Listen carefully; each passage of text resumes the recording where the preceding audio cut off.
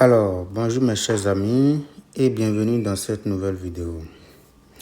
Aujourd'hui, nous allons faire un exercice de type BAC et je vous invite à vraiment se concentrer parce qu'à travers cet exercice, vous allez apprendre beaucoup de choses.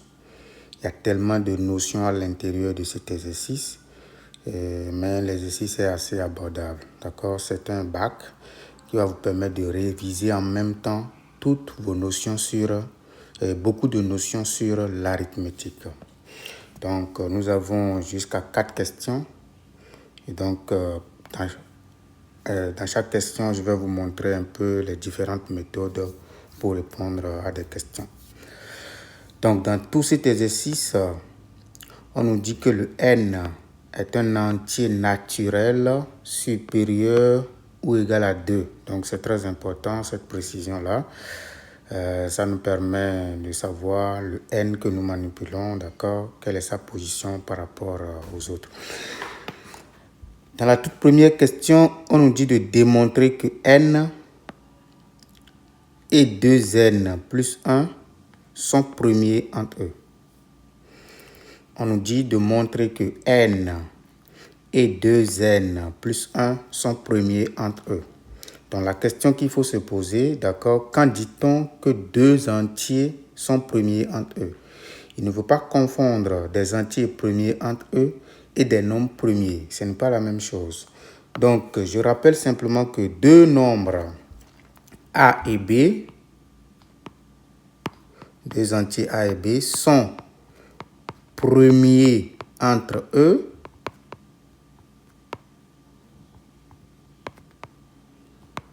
si, deux points, le PGCD de A et B donne exactement 1.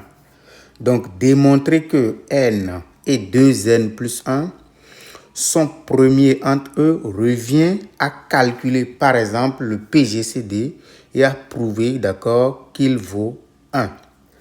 Mais nous avons également un autre théorème qui nous dit que PGCD de deux nombres, ça s'appelle le théorème de Bézout, de deux nombres A et B, est égal à 1 si et seulement si il existe U et V des entiers, d'accord, tels que, deux points, A multiplié par U plus B multiplié par V égale à 1.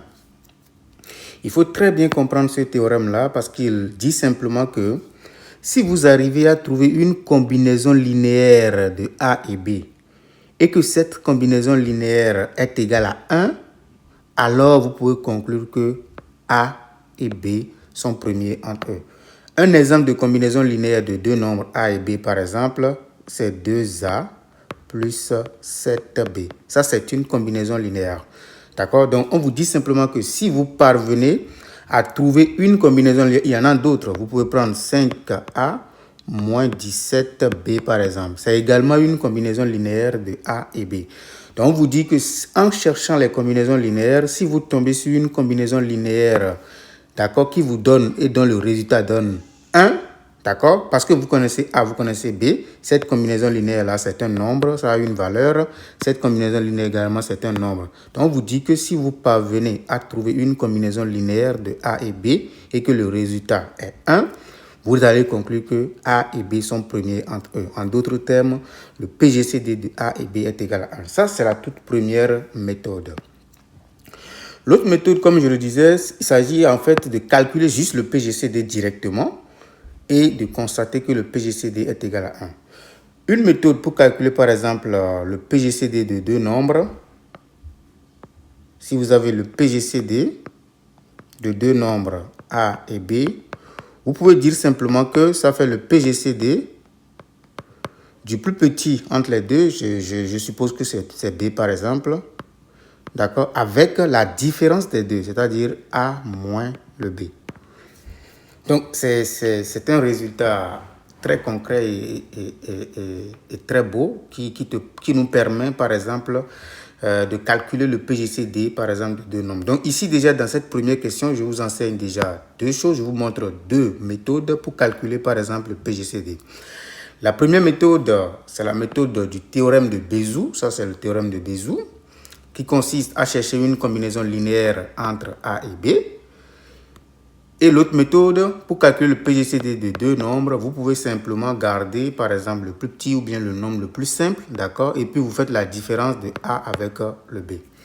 Donc, si on essaye, par exemple, ça pour la question numéro 1, d'accord? On nous demande de montrer que N, d'accord? Et N et 2N plus 1 sont premiers entre eux. Donc, première question, d'accord? Pour répondre à la question, nous allons écrire « Calculons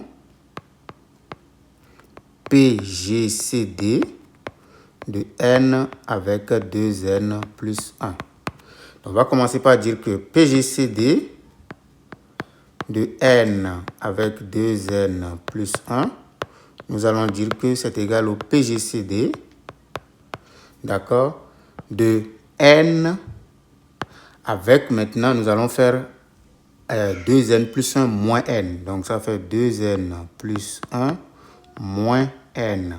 D'accord? Donc, on continue. Ça, c'est égal à quoi? On va essayer de réduire. Ça nous donne PGCD de N. Donc, on calcule 2N plus 1 moins N. En réalité, ça fait N plus 1. D'accord? On reprend encore la méthode. D'accord? En disant que c'est égal à PGCD. D'accord? De N encore. Avec N plus 1 moins N. D'accord? Donc, ça, c'est notre B. Moins le A. D'accord? C'est ici. Donc, nous appliquons directement la méthode. Et donc, ça, c'est égal à quoi? C'est égal à PGCD de N avec 1. D'accord? Et nous savons que le PGCD de 1 avec n'importe quoi, c'est égal à 1. D'accord? Car 1 est un diviseur de N, tout simplement. Donc, on vient de démontrer que le PGCD de N et de 2N plus 1 est égal à 1. Par conséquent, nous allons conclure que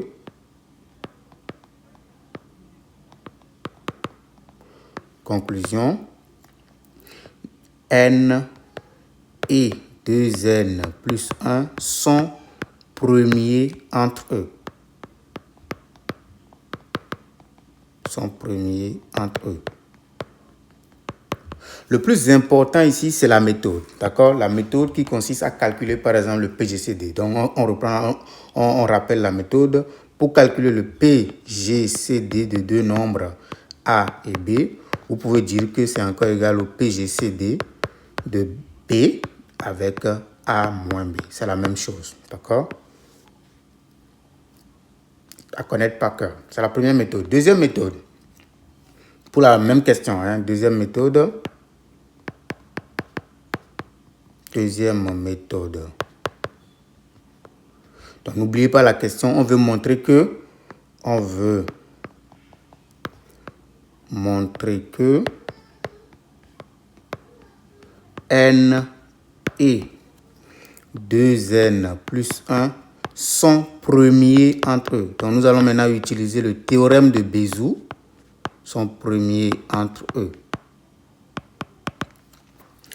Donc, nous allons chercher une combinaison linéaire de N, donc du premier nombre, c'est ça, et du second. On va voir si nous pouvons trouver une combinaison linéaire qui va nous donner quoi? 1. Donc, commençons par écrire les deux nombres. Nous avons N ici, d'accord, plus, et puis ici nous avons 2N plus 1.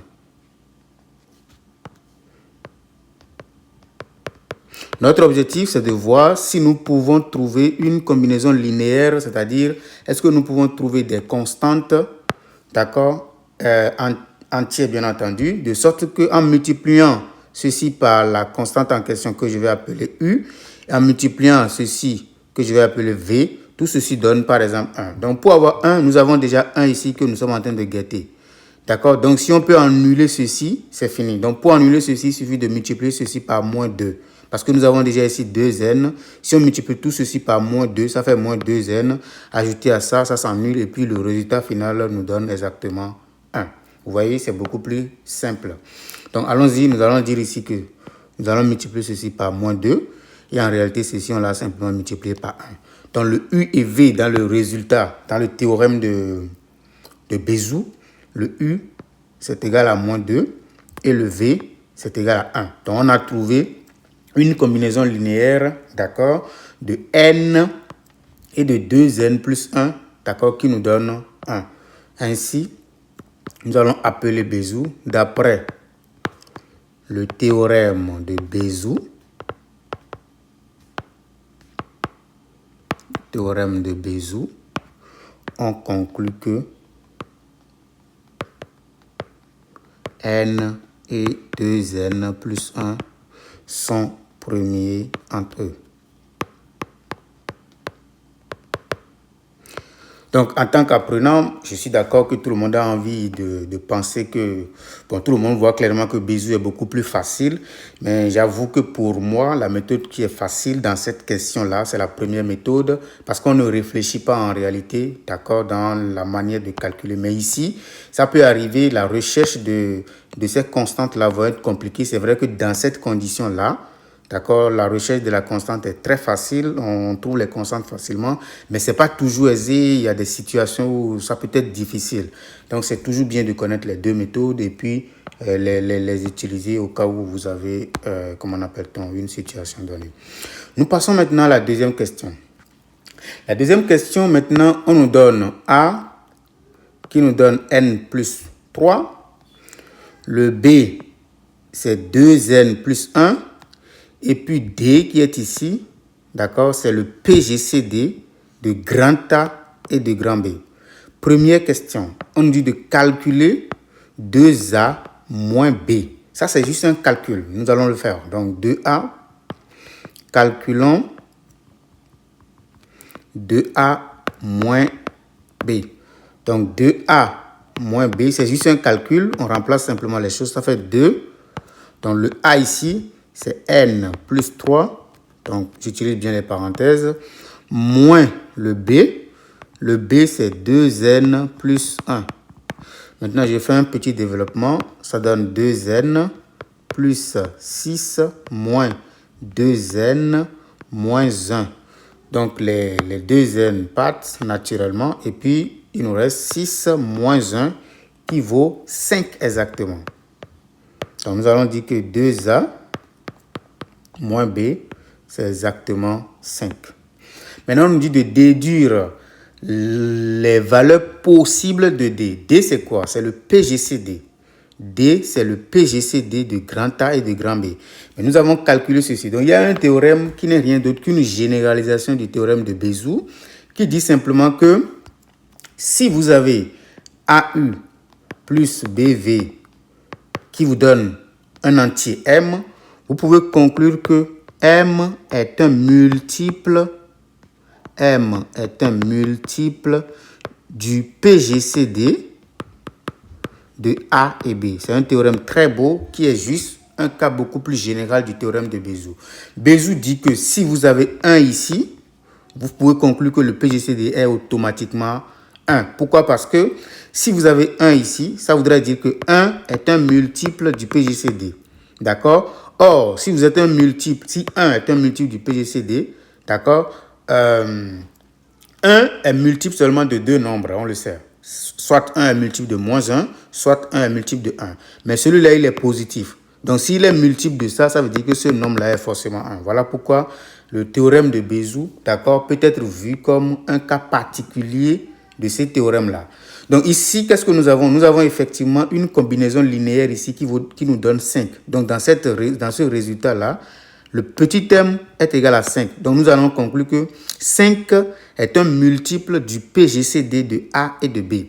Ok, voilà. Donc comme 2A moins grand B est égal à 5, alors 5 est un multiple de quoi? De PGCD, de grand A et de grand B. C'est-à-dire que 5 est un multiple de D en fait. D'accord? D, c'est le PGCD. D, il est positif. Donc, si 5 est multiple du PGCD, ça voudra dire que quoi? Ça voudra dire qu'en réalité, que D divise 5. Dire que 5 est un multiple de D, ça veut dire que D est un diviseur, d'accord, de 5. Or, si vous êtes diviseur de 5 et que vous êtes positif, vous appartenez à quel ensemble? Parce que 5 admet exactement deux diviseurs positifs. N'oubliez pas que 5 est un nombre premier. Donc, il admet exactement deux diviseurs positifs, 1 et lui-même. Donc, ça veut dire que l'ensemble des valeurs possibles de D, c'est 1, d'accord, et 5. Voilà l'ensemble des valeurs possibles, d'accord, de D. Donc, c'est pourquoi on me demande ici de déduire les valeurs possibles de D. Nous allons conclure ici que les valeurs possibles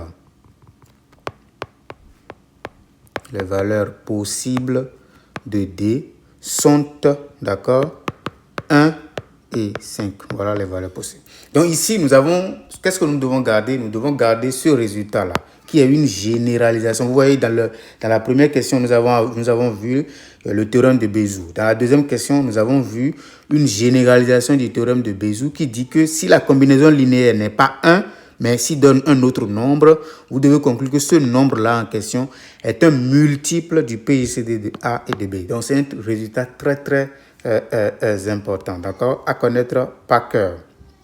Parfait. On continue. Donc, il ne faut pas oublier l'ensemble des valeurs possibles de D, d'accord, c'est exactement 1, d'accord, et 5. Voilà.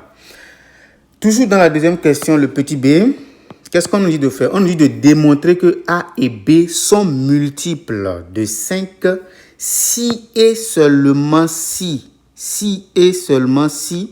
n-2 est un multiple de 5. D'accord?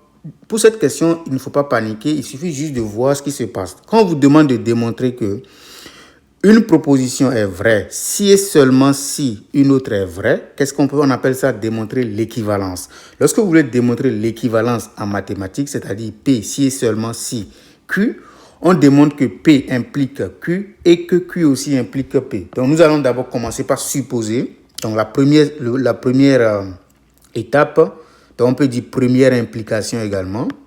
Première implication. Pour démontrer l'équivalence, d'accord, de façon générale, on démontre deux implications. Mais si vous vous sentez à l'aise, vous pouvez démontrer l'équivalence directement, d'accord, mais ce n'est pas vraiment évident dans certaines situations. Donc, la première implication, c'est de montrer que si A et B sont multiples de 5, établir que n-2 est aussi un multiple de 5. D'accord, nous allons commencer par supposer. Donc, supposons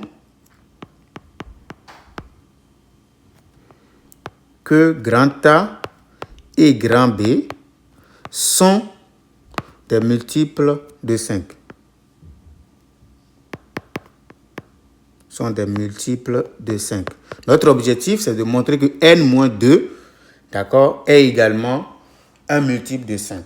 D'accord? Donc, alors, qu'est-ce qui se passe? Lorsque vous avez un multiple, si A et B sont des multiples de 5, alors toute combinaison linéaire, d'accord? Toute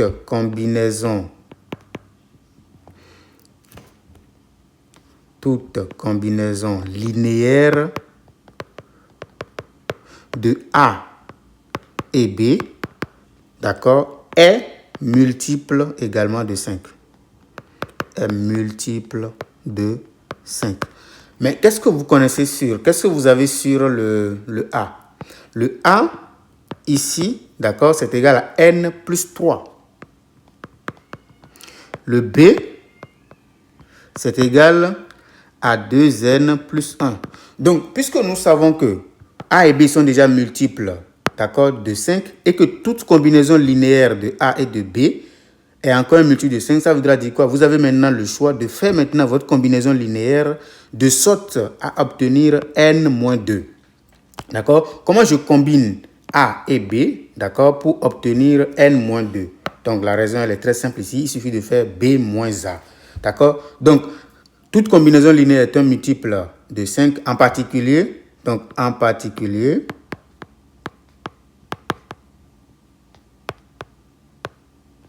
B moins A est un multiple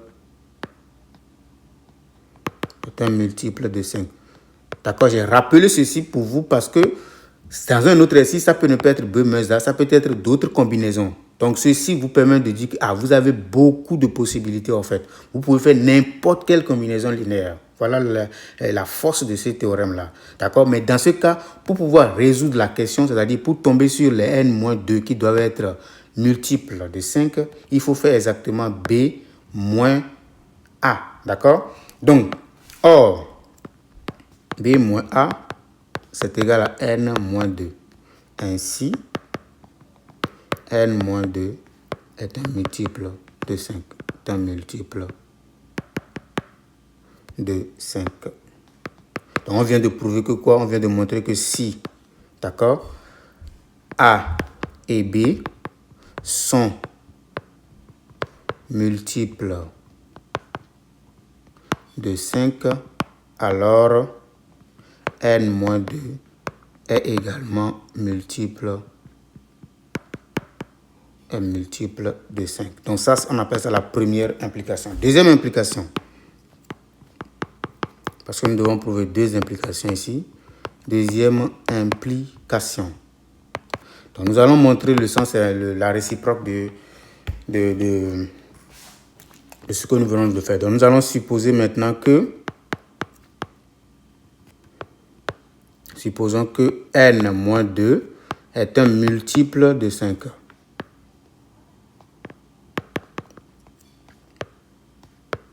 Qu'est-ce qui se passe? Notre objectif, n'oubliez pas, d'accord, la réciproque ici, c'est de prouver que si n-2 est un multiple de 5, alors grand A et grand B sont des multiples de 5.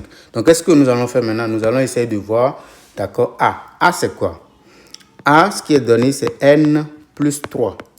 Mais dans n plus 3, nous savons déjà que n-2, d'accord, est un multiple de 5. Donc, nous allons écrire, d'accord, ceci en fonction de n-2. Donc, ça, c'est quoi? Ça fait, disons, n. D'accord, je peux faire d'abord ceci. Je peux juste écrire encore le n. Donc, puisque j'ai besoin, on a n-2, d'accord, on va écrire ceci en fonction de n-2. Donc, nous allons simplement retrancher 2 et nous allons rajouter les 2. D'accord? Donc, n'oubliez pas les plus 3 de départ. Donc, en réalité, qu'est-ce qu'on a fait? On a juste ajouté et on a retranché le même nombre. Donc, on n'a rien fait. C'est toujours le n plus 3 que nous sommes en train de trimballer. Mais nous avons utilisé 2 à cause du fait que n-2 est déjà un multiple, d'accord, de 5.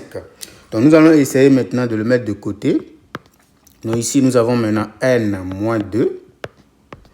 D'accord? Plus maintenant. D'accord? Maintenant, 2 plus 3, ça fait 5. Donc, qu'est-ce que nous savons? Nous savons que n-2 est déjà un multiple de 5. 5 lui-même est un multiple de 5. Par conséquent, la somme des deux est un multiple de 5. Et donc, grand A est alors un multiple de 5. Donc, on va dire, or, n-2 et 5 sont des multiples de 5. Sont des multiples de 5. Par conséquent, vous voyez, n-2 plus 5 est un multiple de 5. Est un multiple de 5. C'est-à-dire que grand A est vraiment un multiple de 5. Voilà. Un multiple de 5. Nous allons faire la même chose pour B. Vous voyez qu'en réalité, vous apprenez beaucoup à partir de ce truc-là. Donc, toujours sous l'hypothèse que n-2 est un multiple, d'accord, de 5. Donc, ici, nous allons transformer, ça fait 2 facteur de... Donc, à la place de n, nous allons mettre n-2 parce que nous, on veut n-2 plus 2. On fait la même chose, d'accord? Donc, on n'a pas modifié le n qui est ici. On l'a juste remplacé par n-2 plus 2, d'accord? Après, on développe en privilégiant n-2, comme ça, plus maintenant 4, parce que si vous faites 2 fois ça, vous obtenez ça. Maintenant, 2 fois 2, ça vous donne 4. Maintenant, il faut ajouter le dernier, qui n'est rien d'autre que 1. Maintenant, ceci, c'est égal à quoi? C'est 2 facteurs de n moins 2 plus 5. Donc, comme je l'ai dit tantôt, quand vous avez déjà or n moins 2 et 5 sont des multiples, d'accord, de 5. Donc, toute combinaison linéaire de ces deux nombres-là est encore un multiple de 5. Donc, 2 fois ça, 2 fois tout ça, plus 5, d'accord, continue d'être un multiple de 5. Ainsi, 2 multiplié par n moins 2, toute combinaison linéaire, peu importe la combinaison linéaire, d'accord, est encore un multiple de 5, d'accord? D'où B est un multiple de 5. Voilà. Parfait. Maintenant, qu'est-ce que nous pouvons conclure maintenant? Ça veut dire que si n moins 2 est un multiple, d'accord, de 5, alors A et B, d'accord, le sont également. Vous comprenez? Donc, il faut conclure sur la conclusion. La conclusion, c'est de faire une copie de la question posée. Donc, A et B sont multiples de 5 si et seulement si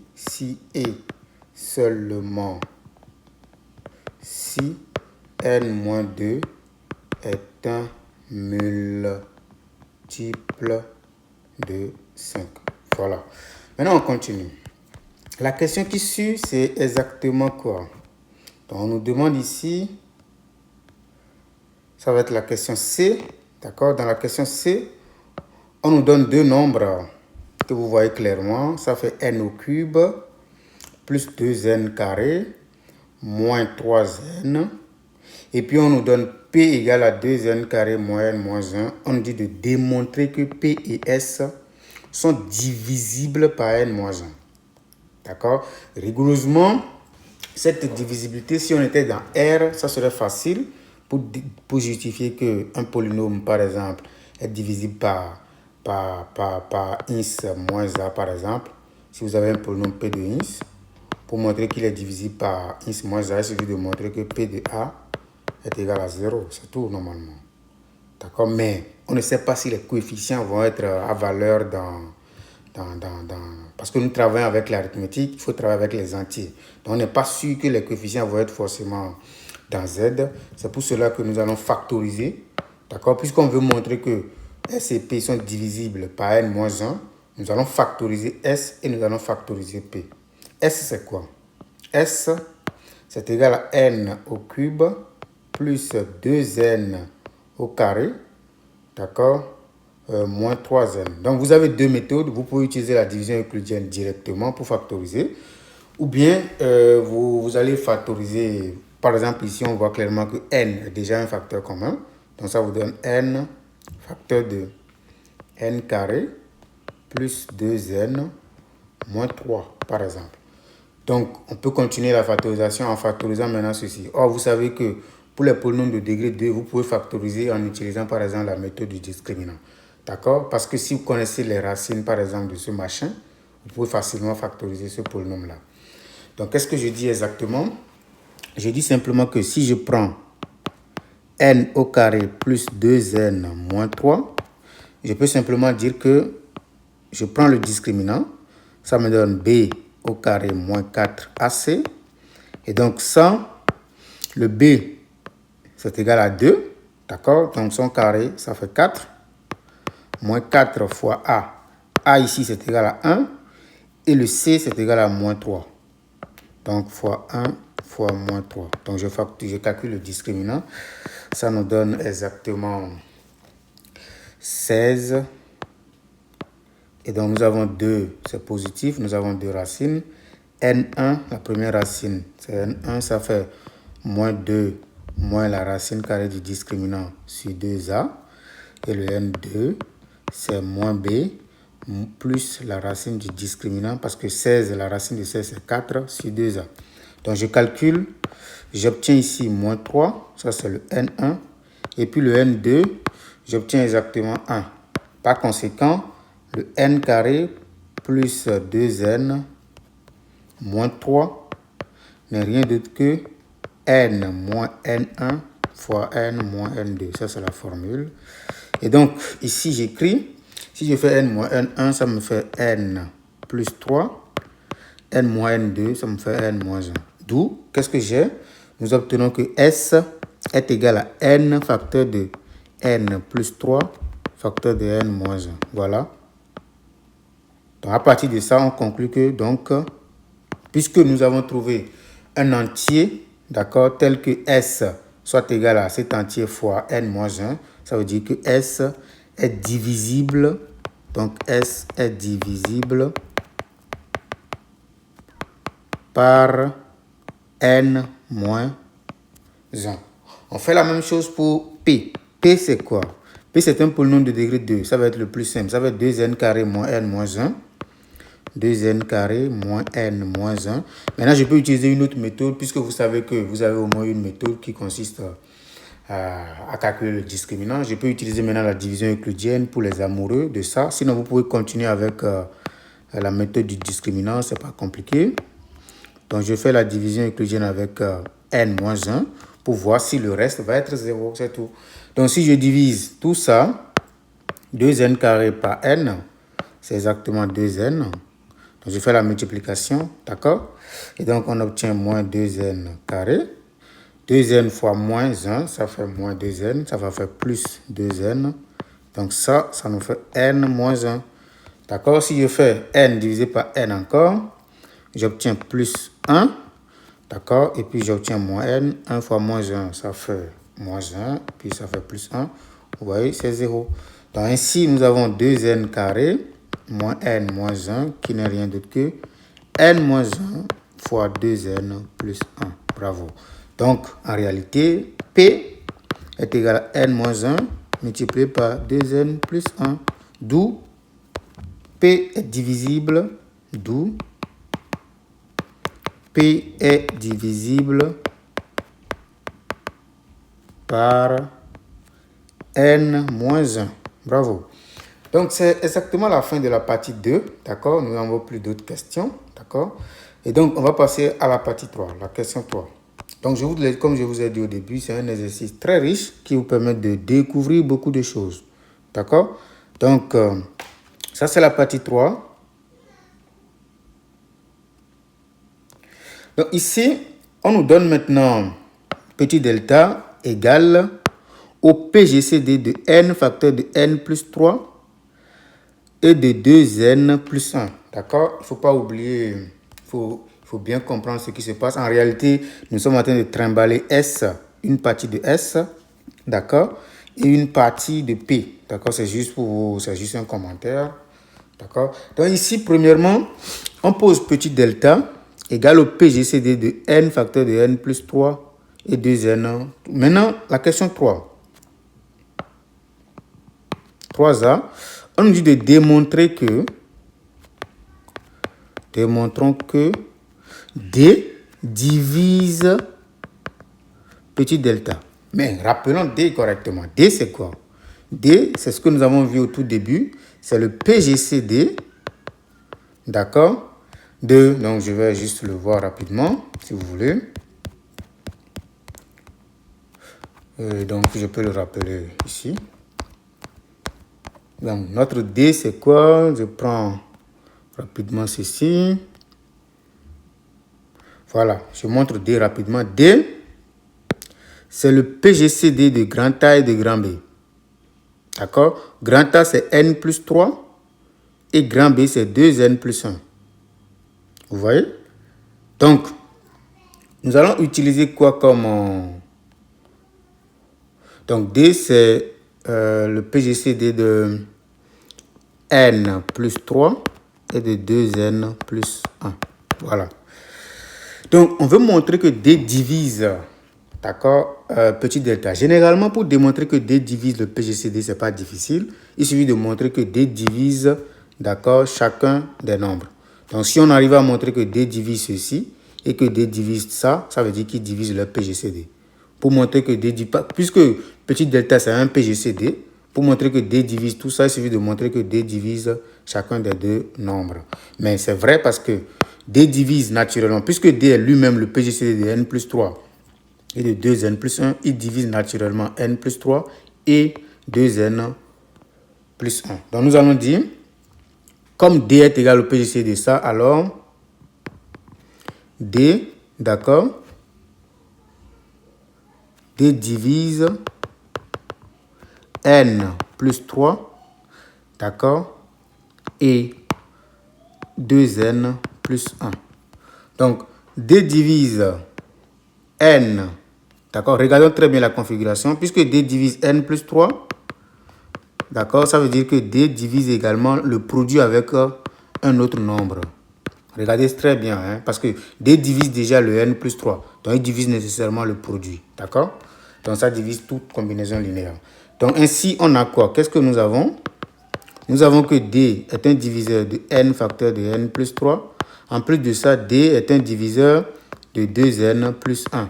Par conséquent, D est un diviseur, D divise le PGCD, d'accord, de n facteur de n plus 3 et de 2n plus 1. Voilà le théorème qu'on vient d'appliquer également. Si A, donc je rappelle ça ici, rappelle, si un nombre A, d'accord, divise B et C, alors le A divise le PGCD de B et de C. Voilà le théorème que nous avons utilisé.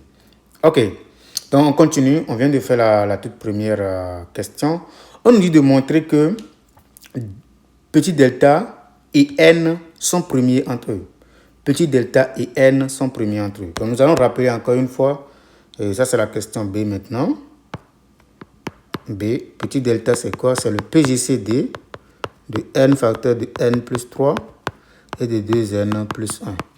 Donc on veut montrer que n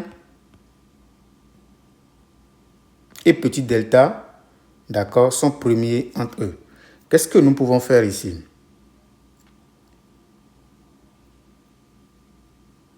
Donc, on veut montrer que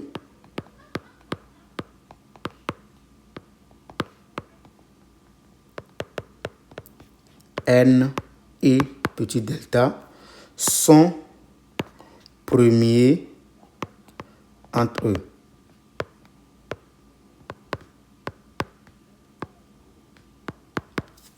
Voilà. Donc, pour le faire, qu'est-ce qu'on peut faire? On peut juste calculer le PGCD, d'accord? Comme vous le savez très bien, calculons le PGCD. C'est comme dans la première question, d'accord? Pour montrer que deux nombres sont premiers entre eux, vous pouvez calculer le PGCD. Vous pouvez regarder si vous pouvez utiliser la relation de comment on appelle ça, de notre cher ami Bézout, d'accord? Mais ce n'est pas tout le temps que ça marche, donc, mais vous pouvez regarder le PGCD pour voir ce qui se passe. C'est quoi le PGCD de n et de petit delta? D'accord? Il faut bien écrire les choses. PGCD de ça, ça fait n avec petit delta. Petit delta, lui-même, c'est quoi? C'est un PGCD. Ce qui donne PGCD de n facteur de n plus 3 avec 2n plus 1. D'accord? Ok. Mais si vous avez le PGCD, d'accord, de trois nombres, donc je rappelle, PGCD de x, y et puis z, c'est égal en réalité le PGCD. Vous pouvez prendre deux nombres en disant que ça vous fait le PGCD de x et de y avec z. D'accord? De la même manière, puisque nous avons PGCD de n et de tout ça, on va dire que c'est égal au PGCD de n facteur de n plus 3 et de 2n plus 1. D'accord? Donc, parce qu'il y a trois nombres ici, ça fait le premier nombre, c'est ça. Le deuxième nombre, c'est n facteur de n plus 3. Le troisième nombre, c'est 2n plus 1. Donc, nous allons dire que PGCD de n et de petit delta, c'est exactement PGCD de n, n facteur de n plus 3, et puis 2n plus 1. Donc, ici, par exemple, nous allons simplement dire que Ça nous donne exactement le PGCD. Nous allons utiliser la technique en disant que ça fait n facteur de n plus 3, virgule. Cette fois-ci, on va prendre le PGCD maintenant de n et de 2n plus 1. Vous voyez la technique? Donc, pourquoi? Parce que on le fait parce que on sait déjà que le PGCD de n et de 2n plus 1 est égal à 1. Donc, nous allons remplacer en disant que nous avons PGCD de n facteur de n plus 3 avec 1. D'accord? Parce que dans la première, dans le 2 de A, ou dans la première question, nous avons déjà montré que ceci est égal à 1. La toute première question. D'accord? Je peux le montrer rapidement.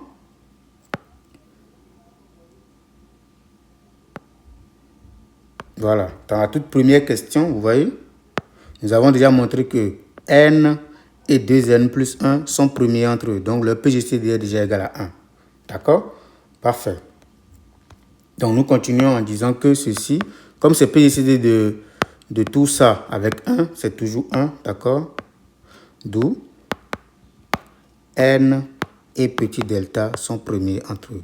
Ouais, vous avez une troisième technique pour montrer que deux nombres sont premiers entre eux. Voilà pourquoi je vous disais que c'est un très bon exercice qui vous permet d'appliquer beaucoup le cours.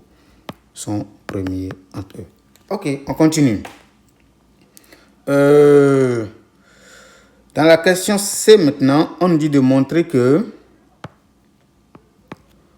on dit de déduire des questions 3A et 3B que, d'accord, montrons que, donc c'est une déduction,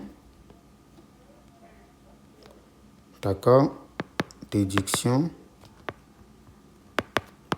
donc on dit de déduire que petit delta en réalité c'est égal à D. Mais c'est trop technique. Par exemple, prenons le 3A, comme ils ont dit de déduire à partir de 3A. Donc de 3A, qu'est-ce que nous savons, d'accord? On a que D divise petit delta.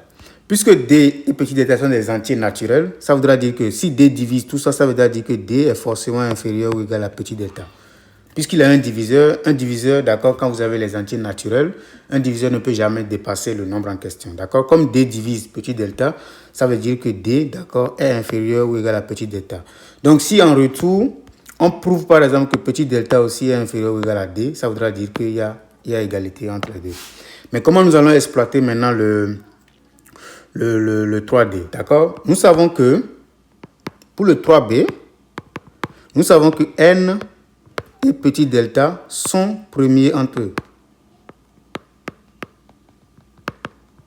Sont premiers entre eux. D'accord? Ça, c'est ce que nous savons. Mais c'est quoi petit delta? Petit delta, en réalité, c'est le PGCD de n facteur de n plus 3 avec quoi? Si nous nous rappelons bien, avec 2n plus 1.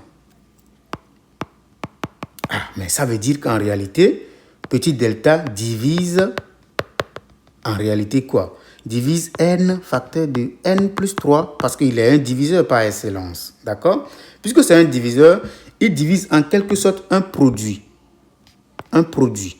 Mais le théorème de Gauss nous dit simplement que si nous avons, rappel, hein, le théorème de Gauss nous dit que si nous avons un nombre A qui divise un produit, BC par exemple, donc B fois C, et que A et B sont premiers entre eux, et que A et B sont premiers entre eux,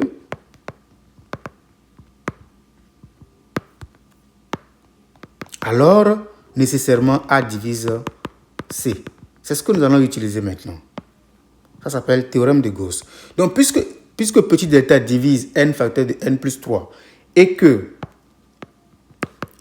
petit delta, d'accord, et n sont premiers entre eux, c'est ce qu'on vient de faire dans le 3B, sont premiers entre eux, alors nous allons conclure que petit delta divise forcément le n plus 3. D'accord? Donc, puisqu'il divise n plus 3, il divise encore 2n plus 1, d'accord? Puisque c'est leur PGCD, d'accord? Or, petit delta divise 2n plus 1. Ainsi, petit delta divise le PGCD. Divise PGCD de n plus 3, d'accord? Et 2n plus 1. Nous avons dit que si un nombre divise qu'on appelle B et C, ils divisent forcément le PGCD. Donc, or, ça, c'est petit d. Donc, c'est-à-dire que petit delta divise petit d. Mais si vous divisez, comme petit delta est également un diviseur de petit d, alors petit delta est inférieur ou égal à d. Donc, on a d qui est inférieur ou égal à petit delta et petit delta également qui est inférieur ou égal à d. Nécessairement, petit delta est égal à petit d. C'est trop magnifique en fait. D'accord? Donc, ça permet de vraiment faire... de vraiment comment on appelle, parcourir beaucoup de propriétés, d'accord, et ça vous permet de comprendre le cours sur l'arithmétique. Ok, suivant. La question qui suit, d'accord, on nous dit maintenant d'écrire, voilà, c'est trop magnifique, hein? C'est vraiment magnifique. On nous dit maintenant d'écrire le PGCD de S et P en fonction de N. C'est quoi PGCD de S et P? PGCD de S et P, c'est quoi? Nous avons déjà factorisé S. Nous allons faire juste une copie. PGCD de S et P. S, c'est quoi? S, c'est N, facteur de N plus 3, d'accord, fois N moins 1, virgule, N moins 1 fois 2N plus 1. Nous l'avons déjà fait, d'accord? Donc, nous savons que si nous avons le PGCD de K avec les entiers, bien entendu, KA, KB, d'accord, si A, B et C, et A, B et K sont des entiers naturels, c'est-à-dire tous positifs, ça fait exactement K multiplié par PGCD de AB. C'est pour dire que si vous avez un facteur ici, qui se répète ici, on peut juste le sortir. C'est tout ce que ça veut dire. Donc, c'est exactement ce que nous avons ici. Nous avons N-1 qui se répète. Il est là et puis il est de ce côté-là. Donc, on va simplement dire que le PGCD dans ce cas, d'accord, ça c'est juste un rappel. On va simplement dire que le PGCD de tout ça, c'est en réalité N-1. Il est positif, bien entendu, parce que N est supérieur ou égal à 2 dans l'exercice. D'accord? Donc, N-1 est positif. Donc, tout ça, c'est égal à N-1 fois PGCD de quoi? De N, facteur de N plus 3. D'accord? 2N plus 1. Mais c'est quoi ce machin? Tout ceci, c'est quoi? C'est petit delta. C'est ça ici. C'est ça ici. D'accord? Donc, je l'écris simplement en disant que ça fait N-1 fois petit delta. On a démontré que ça, c'est égal à N-1 alors fois D. On l'a déjà démontré. D'accord? Donc, en réalité, le PGCD qu'on cherche, c'est exactement ça. Mais c'est quoi D? D, c'est en réalité le PGCD de quoi? De N plus 3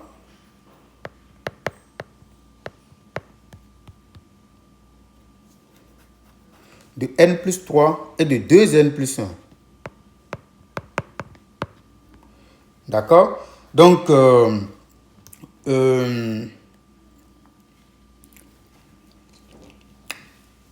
voilà. Donc, si vous voulez, on peut dire que ceci, comme vous le savez déjà très bien, c'est exactement égal à,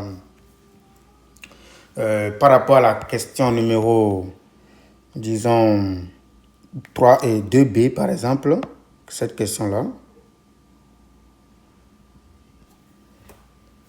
D'accord? On peut montrer qu'en réalité, ceci, ça nous donne PGCD.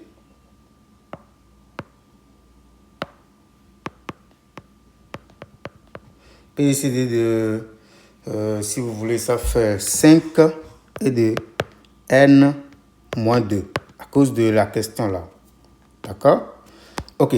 Maintenant, ça voudra dire que ceci, puisque nous savons que les valeurs possibles de D sont 1 ou 5, d'accord?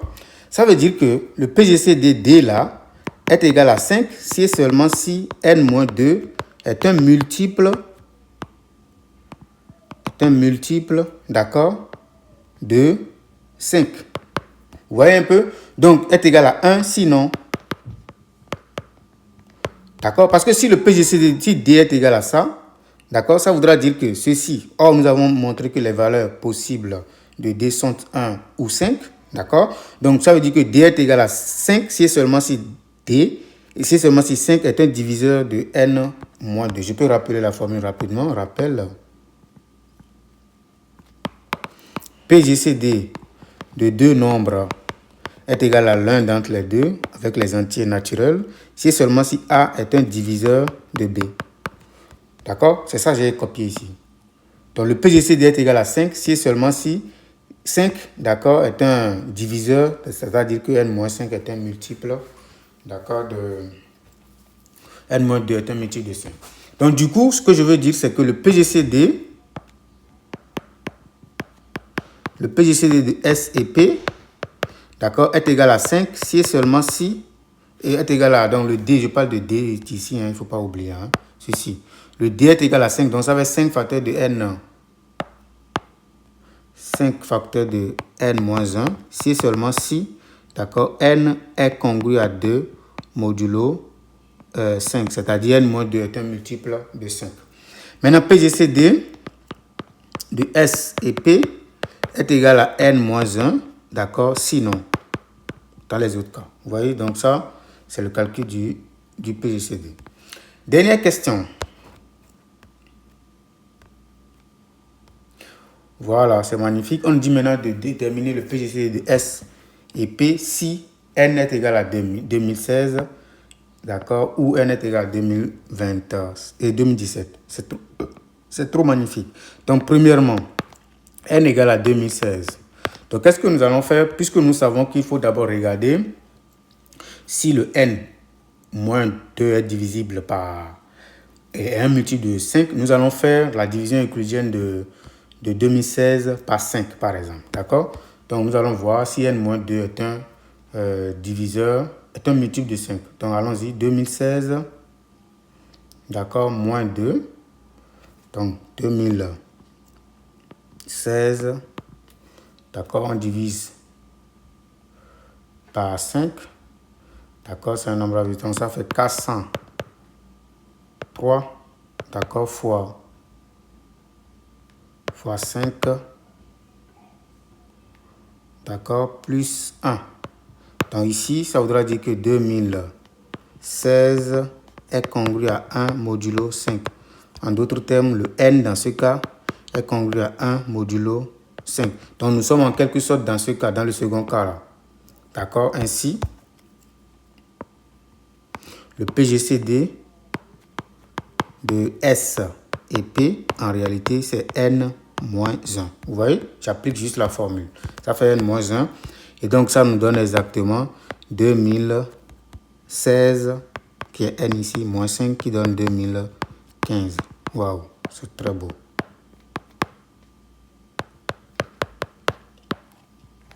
Maintenant, le dernier, c'est lorsque n est égal à 2017. Donc, ici, nous allons voir n-2, d'accord, est égal à quoi? Est égal à 2015. Voilà.